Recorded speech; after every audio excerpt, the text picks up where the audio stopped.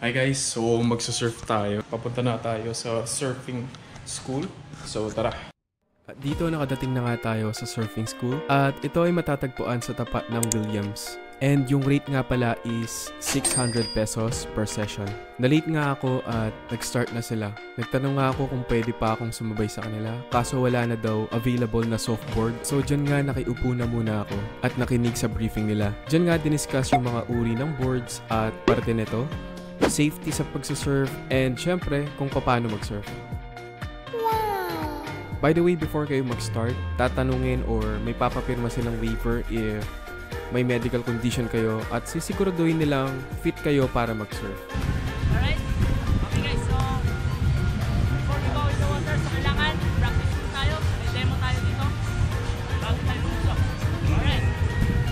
Then make sure guys pwede pa move ako ng mga lectures nyo. Bago nga mag-start mag-surf ay magkakaroon muna ng practice before sumalang. And before kayo mag-start, papaalis yung mga accessories ninyo na pwede mag-cause ng injuries. Dito guys, surf na talaga ako, kaya buti na lang to the rescue si Kuya. Pwede, sasabay pa. Pwede Kuya. So yun na nga, dahil wala na nga silang softboard, yung hardboard na pinagamit sa akin. Hey guys! Okay, ready position! Ready, hold your stronger foot! Hold your stronger foot. Huh? Okay, ready, then stand up. Then bend your knee. Alright, one more time guys, mas mabilis bago tayo lumusok. Alright, ready! Ready position! Hold your stronger foot. Then stand up. Alright, good. Guys, bago na rin yung mga board natin. Tama pag-awak sa board. Then, ganyan lang. Bago lang natin sa ulo natin para mag-isip.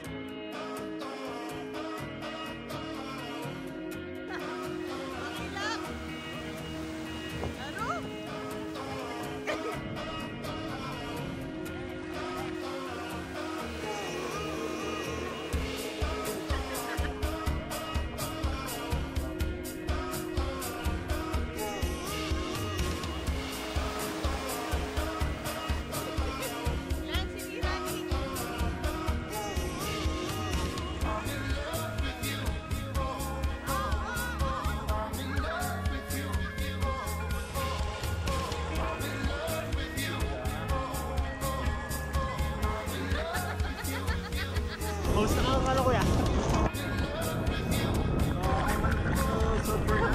Bibili na ako ng surfboard mamaya.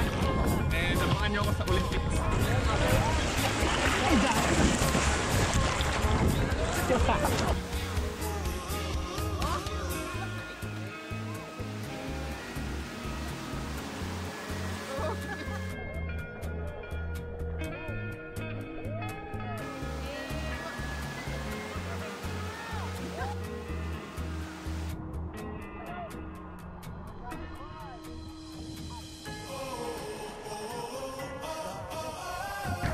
Kuya, saan bumibili ng surfboard dito? Pinagkagalo ako, sir.